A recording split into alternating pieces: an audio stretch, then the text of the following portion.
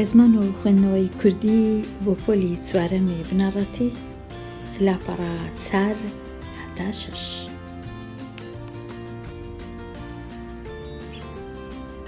لاپەڕە 4 ساڵی نوێی خوێندن.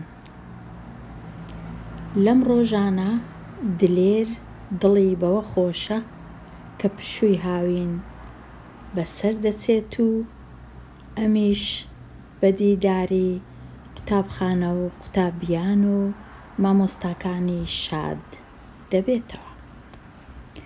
دلێر بەڵێنی داوە هەر لە سەرەتایکردنەوەی قوتابخانەوە زۆر بەڕێک و پێکی دەست بکات بە خوێندن و هەموو ڕۆژێک کۆشش بکات و ئەرکەکانی ئەنجام بدات و ئیشی ئەمڕۆ نەخاتە سبەینێ، چونکە دەزانێت هەر بەهۆی خوێندنەوە دەتوانێت دەست لە ملی هیوا و ئاواتەکانی بکات. دلێر پەیوەندی لەگەڵ هاوڕێ و مامۆستاکانی زۆر باشە و هەموویانی خۆش دەوێت و ڕێزیان لێ دەگرێت. ئاواتی دلێر ئەوەیە کە هەموو قوتابیان کەلوپەلی قوتابخانەکەیان وەک کەلوپەلی خۆیان بپارێزن و بە تەنگیانەوە بێن. پارێزگاری لە پاگژی قوتابخانە و باخچەکەیان بکەن و لە لیژنەی پاگژی قوتابخانە بەشداری بکەن. گوێڕایەڵی ئامۆژگاری و ڕێنماییەکانی مامۆستا دڵسۆزەکانیان بن، چونکە مایەی بەختەوەریانە لە ژیان. لاپەڕە 5 واتای وشەکان. وشە واتایەکەی: دیدار واتە چاو پێکەوتن، دیتن. بە تەنگیەوە بێن، بیان پارێزن، خەمی بۆ بخۆن، خەمی بخۆن و بیان پارێزن. پاکژی پاک و خاوێنی. ئێستا دەینە لای ڕاهێنانەکان. ڕاهێنانی یەکەم: وەڵامی ئەو پرسیارانە بدەوە. پرسیاری ژمارە 1: کەی پشووی هاوین دەست پێ دەکات و کەی دوایی دێت؟ ڕەنگە ئەوە بە پێی چ ساڵەکە یان لە کام پۆل دەخینی یان لە کام خوێندنگە دەخینی تۆزێک جیاوازی هەبی لە شارێک لۆ شارێک. بەڵام پشووی هاوین لە زۆربەی زۆری وڵاتان و شاران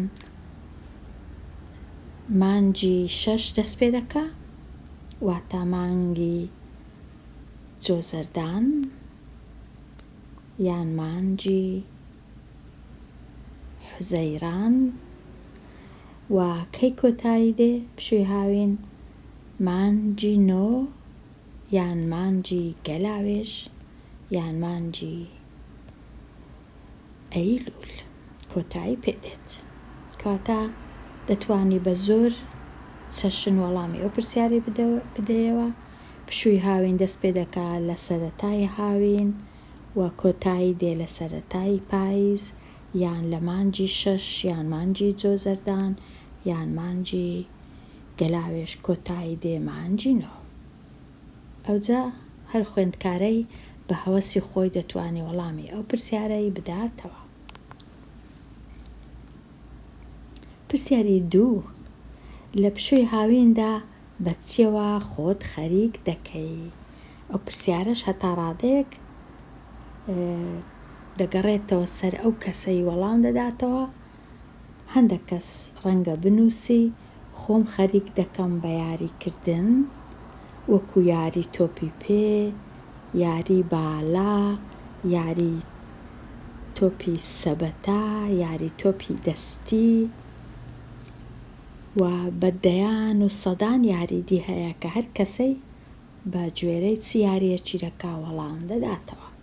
یان یەکەش کە ڕەنگە بنووسی خۆم خەریک دەکەم بە یاریکردن وەک یاری کۆمپیوتەر بۆوێنە یان یاری شەترەنج. ئەو جۆرە یاریانە. یەکەش کە ڕەنگە بنووسی خۆم خەریک دەکەم بە چوونە سەیران و مەلەکردن و چوونە سەر ڕووبار و ئەو جۆرە پرسیارانە. یەکەش کە دەنووسی خۆم خەریک دەکەم بە وێنە کێشان، بە ڕەنگکردن، بەو جۆرە ئیشانە، ئیشی دوورمان و نەخشکردن بۆ وێنە. بەشان نووسرایە بۆچی دلێر حەزی دەکرد زوو دەرگەی قوتابخانە بکرێتەوە. ئەو پرسیارەش دەتوانین لێرە وەڵامەکەی بینین.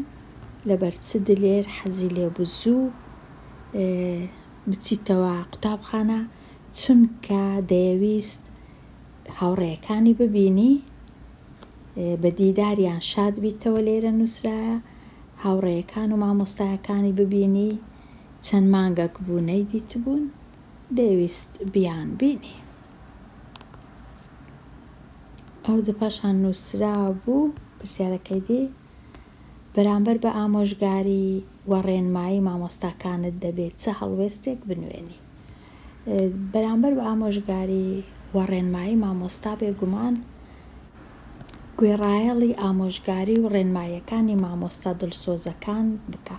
واتە ئەگەر مامۆستا پێی گوتی ئەو وانانە بخوێنە، پێویستە وانەکان بخوێنی و ئەو ئەرکانەی ئەرچی ماڵەوە جێبەجێ بکەی و ئەگەر نەتزانی پرسیار لە مامۆستا بکەی. ئەگەر هەندێک شتی تێنەگەیشتی پێویستە پرسیار لە مامۆستات بکەی و پێویستە مامۆستایەکەشت وەڵامت بداتەوە. ئەوەش تەواو بوو. پرسیارەکەی پاشی ئەو چۆن قوتابخانەکەت بە پاکژی ڕادەگریت. واتە دەبی ئاگات لە قوتابخانەکەت بی و زۆر پیسی نەکەی و کاغەز و شتی ئەوها فڕێ نەدەیە، بەڵکو فڕێ بدەیە جێی تایبەتی خۆی و ئاگات لە قوتابخانەکەت بی. بێگومان ئەوە هەر کەسا بە پێی بەخۆی کو دەیەوێت دەتوانی وەڵامی ئەو پرسیارانە بداتەوە. پرسیارەکان بە گوێرەی هەر کەسە و دەگۆڕدرێ. بینە لای ڕاهێنان نووسرایە لەم پیتە پەرشانەی خوارەوە وشە دروست بکە. مانای چییە پیتی پەرش؟ واتە پیتەکان بڵاون، پەرش کراینە، ئەتوش پیتەکان دەینی لە تەنیشتێکیاندا دەنێی هەتا وشەیەکی باش دروست بکەی. لەو پیتانە چ وشەک دروست دەکەی؟ دەچین تەمەشا دەکەین. لەو پیتانە پیتەکان ئەوها جێکانیان دەگۆڕم بزانم چ وشەک دروست دەبی. زۆر ئاسان نییە چونکە پیتەکان زۆرن، بەڵام پاش ئەوەی زۆر جار هەوڵ دەدام لە کۆتایی ڕەنگە بتوانم بگەمە ئەوەی کە چ وشەک دروست دەبی. ئەو وشە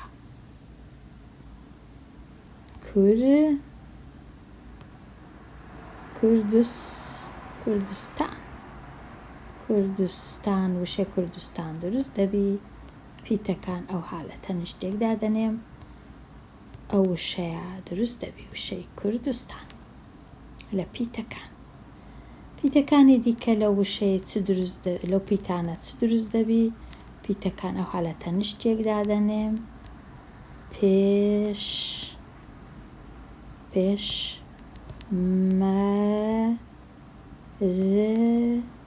پێشمەرگە.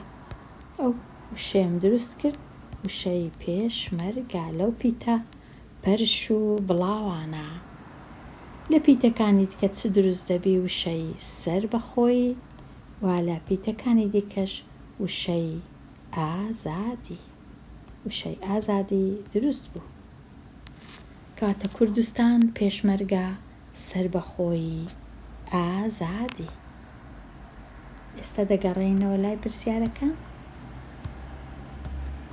چاڵاکی مامۆستا خوێندکارانی پۆلەکە بکات بە چەند دەستەیەک. دەستە لێرەواتە بە چەند کۆمەڵەیەک یان گڕوپێک ئەوها، بۆ ئەوەی لەسەر چۆنیەتی بەسەربردنی پشووی هاوین گفتوگۆ بکەن.